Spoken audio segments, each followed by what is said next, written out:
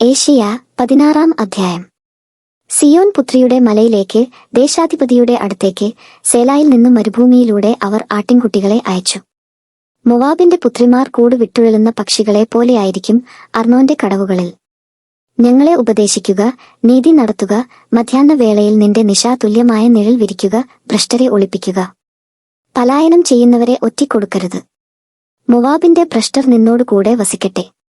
വിനാശകനിൽ നിന്ന് നീ അവർക്ക് അഭയമായിരിക്കട്ടെ. മർദ്ദകൻ ഇല്ലാതാവുകയും നാശം അവസാനിക്കുകയും ചവിട്ടി മെതിക്കുന്നവൻ ദേശത്തുനിന്ന് അപ്രത്യക്ഷനാവുകയും ചെയ്യുമ്പോൾ കാരുണ്യത്തോടെ ഒരു സിംഹാസനം സ്ഥാപിക്കപ്പെടും. നീതി അന്വേഷിക്കുകയും നീതിപൂർവം വിധിക്കുകയും ധർമ്മനിഷ്ഠ പാലിക്കുകയും ചെയ്യുന്ന ഒരുവൻ ദാവീദിന്റെ കൂടാരത്തിലെ ആ സിംഹാസനത്തിൽ ഉപവിഷ്ടനാകും. മോവാബിന്റെ അഹങ്കാരത്തെക്കുറിച്ച് ഞങ്ങൾ കേട്ടിട്ടുണ്ട്. അവൻ എത്ര ഗർവിഷ്ഠനും ഉദ്ധനും അഹങ്കാരിയുമാണ്. അവന്റെ വൻപു പറച്ചിൽ വ്യർത്ഥമാകുന്നു.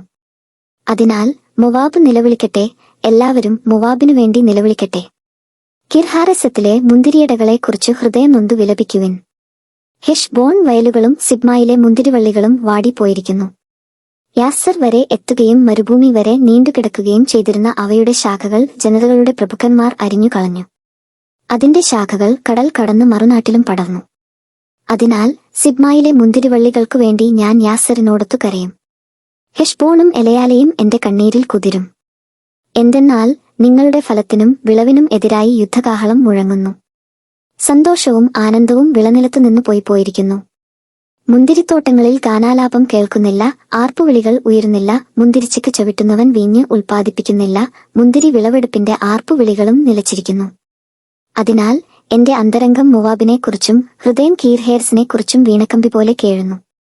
മോവാബ് പ്രത്യക്ഷനാകുമ്പോൾ, പൂജാഗിരിയിൽ തളർന്നു നിൽക്കുമ്പോൾ, തന്റെ ദേവാലയത്തിൽ പ്രാർത്ഥിക്കാനെത്തുമ്പോൾ അവന് ഫലപ്രാപ്തിയുണ്ടാവുകയില്ല. ഇതാണ് മോവാബിനെക്കുറിച്ച് കർത്താവ് മുൻപ് അരുളി ചെയ്തിരുന്നത്.